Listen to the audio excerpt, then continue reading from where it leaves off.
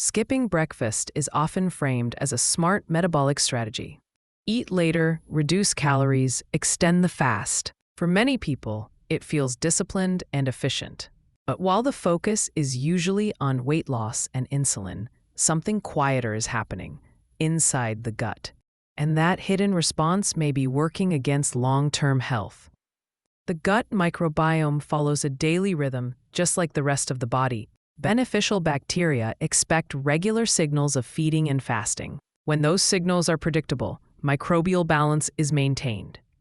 When they're disrupted, the ecosystem begins to shift.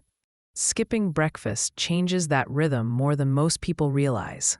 Morning is a critical window for microbial activity. After the overnight fast, gut bacteria rely on incoming nutrients to support diversity and function. When breakfast is skipped, certain beneficial microbes receive less fuel.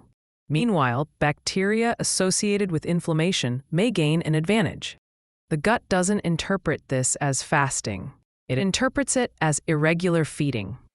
Research suggests that habitual breakfast skipping is associated with reduced microbial diversity and increased markers of inflammation. Inflammation doesn't stay in the gut. It affects insulin sensitivity. It influences appetite hormones. It interferes with metabolic regulation.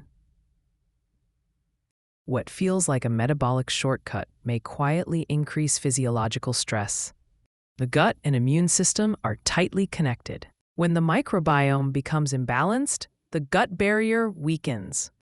Low-grade inflammation rises. This inflammatory state can make weight management harder, not easier. Fat storage becomes more likely. Energy regulation becomes less predictable. The body shifts toward defense rather than efficiency.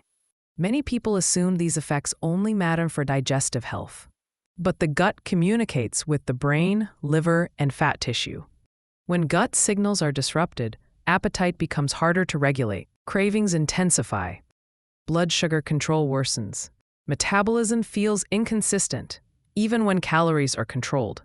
Not all fasting patterns affect the gut the same way.